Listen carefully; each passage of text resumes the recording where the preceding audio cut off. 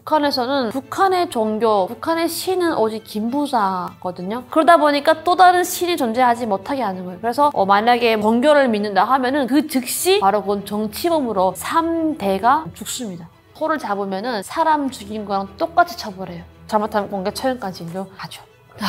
북한 여성 인권이 아마 전 세계에서 제일 열악하지 않나 싶은데요. 그런데 남자가 듣기에 굉장히 못마땅해 이게 폭행이 이루어집니다. 너 술 좀 따봐 하고 술 따고 뭐 만지고 하는 거는 뭐 당연한 거고 남자들 별로 없어요. 북한은 모든 가정을 여성들이 다 이끌어 나갑니다. 여러분 안녕하세요. 북녀 김가영 인사드립니다. 저는 현재 한국에서 강사로도 활동하고 있고요. 유튜브도 하고 있으니까요. 많은 응원 부탁드리겠습니다. 반갑습니다.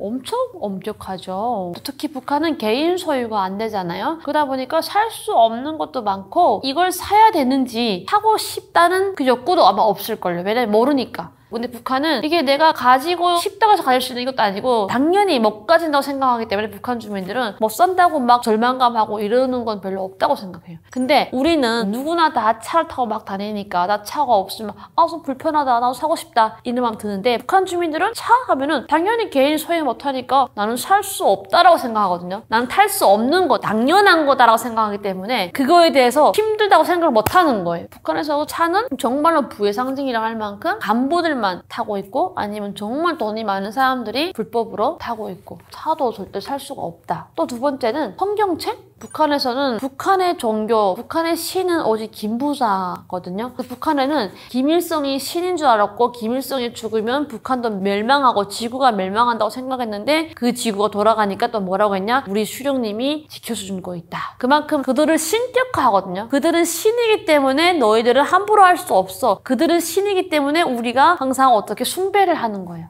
그러다 보니까 또 다른 신이 존재하지 못하게 하는 거예요. 그래서 만약에 종교를 믿는다 하면은 그 즉시 바로 그건 정치범으로 3대가 죽습니다. 뭐 성경책이 나왔다 하면은 정말 가문이 그냥 발칵 뒤집어지는 거예요. 십자가 하나만 나와도 죽을 각오를 해야 돼요. 그러니까 저희 어머니도 무역을 했는데 무역을 할 때 중국에 매일매일 갔다 왔거든요. 갔다 오면은 제일 많이 고위원들이 하는 질문이 중국 가서 기독교인 못 만나봤냐, 하나님 찬양하는 사람들 만나지 않았냐 이런 질문을 제일 많이 했고 그만큼 북한에서는 그 종교에 대한 엄격하기 때문에 성경책 이런 것도 살 수가 없고 뭐 우리가 흔히 말하는 뭐 양주? 비싼 술도 김정은이 자기가 마시려고 사고 들어가는 거지 북한 주민들을 마시라고 사는 것도 아니잖아요. 술, 음식 같은 경우에도 중국에서 만든 거라던가 한국 거는 조금 들어오긴 하지만 외국 거는 들어올 수가 없기 때문에 전혀 살 수가 없고 옛날에는 영어 글자가 들어가 있는 옷을 살 수가 없었어요. 왜냐면 영어 글자가 들어가 있으면 미국 거라고 해가지고요. 무조건 그 사람 처벌받거든요. 미국 글자가 들어가 있는 옷, 모자를 못 쓰게 했어요. 그런데 최근에 들어와서는 미국 글자가 들어가 있는 옷도 글자도 조금 허용을 했다가 다시 또 금지한다고 하더라고요. 한국 드라마는 살 수가 있는데 미국 드라마는 못 사요. 한국 드라마 한 개부에 쌀 2kg, 노래 한 곡에 쌀 500g. 근데 한국 드라마 노래를 산다고 하면은 우리처럼 편하게 사는 게 아니라 정말로 목숨을 걸고 팔아야 되고 목숨을 걸고 사러 가야 돼요. 몰래 보는 거죠. 그래서 문 잠그고 커튼 치고 이불 속에 들어가서 몰래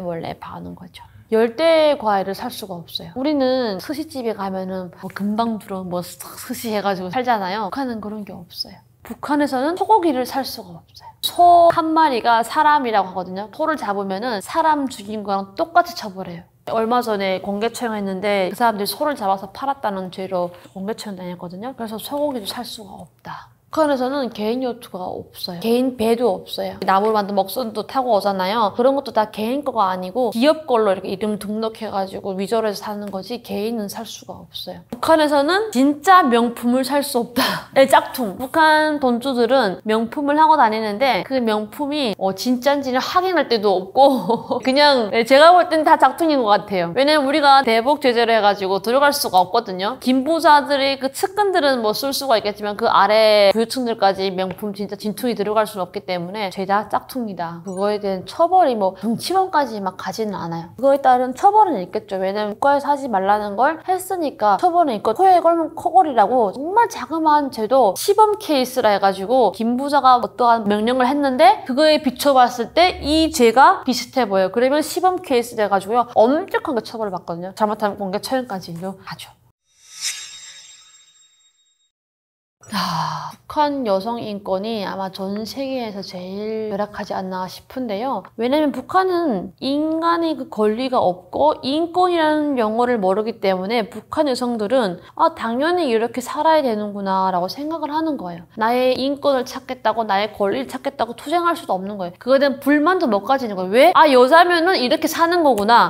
여자는 이거 당연시 받아들여야 되는 걸 생각하는. 그런데 한국 드라마를 딱 보면 달라지는 거예요. 뭐지? 다르기도 하네. 그래도 그 사회가 그러기 때문에 참고 묵묵히 당연시 받아들이는데, 우리는 한국에서 보면은 정말로 너무 과하다 정도로 여성들이 자기 그 권리를 주장하잖아요. 북한의 여성들은 아침에 일어나서 밥하고 설거지 다 해놓고 애기 다 유치원 다 보내고 등짐을 이만큼 치고 시장에 나가서 밤 늦게까지 정말 캄캄해서 길이 안 보일 때까지 장사할 돈을 벌어가지고 들어올 때 국수 한 그릇 사가지고 들어와서 그 밤에 또 국수를 끓여서 남편 드리고 아이들 먹이고 또 설거지를 하고 잠을 잡니다. 그러면 그 시간 또 남편은 뭐 하냐? 남편은 아침에 출근을 해서 회사에 나가면 그 월급이 들어와야 될 거잖아요. 월급이 없고 그 월급으로는 사탕 하나도 못 사 먹습니다. 그 월급 정말 사탕 하나 사 먹는 월급 가지고 들어오죠. 와이프가 오기 전에 밥을 해놓으면 얼마나 예쁘겠습니까? 근데 북한은 남자가 밥을 하는 것은 굉장히 천하게 봐요. 봉건 사회, 조선시대입니다. 거의. 그래서 남자들은 밥을 안 하고 와이프가 올 때까지 뒷짐지고 집에서 기다리고 있거나, 그러니까 여자들은 360일 그 패턴을 막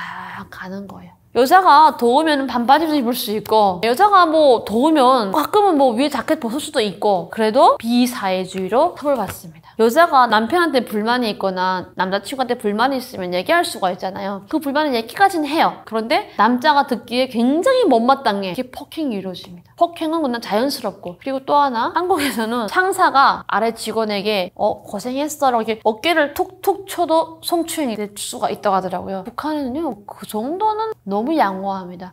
너 술 좀 따봐 하고 술 따고 뭐 만지고 하는 거는 뭐 당연한 거고 충분히 할 수 있는 거라서 그런 권리도 없어요. 그리고 저희 지역 쪽은 추웠거든요. 추우면은 따뜻하게 옷도 입고 해야 되는데 출산하고 나서 바로 나가서 장사를 해야 되고, 더운물이 없고 불이 안 오고 수돗물이 제대로 안 나오다 보니까 강가에 나가서 빨래를 하고, 또 내 집안의 일만 하거나 내 집안만 위해서 하는 것도 아니고, 북한은 여자도 혁명의 수레바퀴를 한쪽을 밀고 나간다고 합니다. 그래서 사회적인 일도 시키는 거예요. 몇 시에 동원되어서 어떠한 건설을 맡깁니다. 여성들이 장갑도 없이 그냥 나가서 어깨에다가 돌을 메고 흙을 메고 일을 하는 거예요. 남성들이 솔직히 간부들 빼고는 자기 역할 하는 남자들 별로 없어요. 북한은 모든 가정을 여성들이 다 이끌어 나갑니다. 짐은 여자가 다 들고 메고 이구하고 있어요. 남자는 어떻게 해요?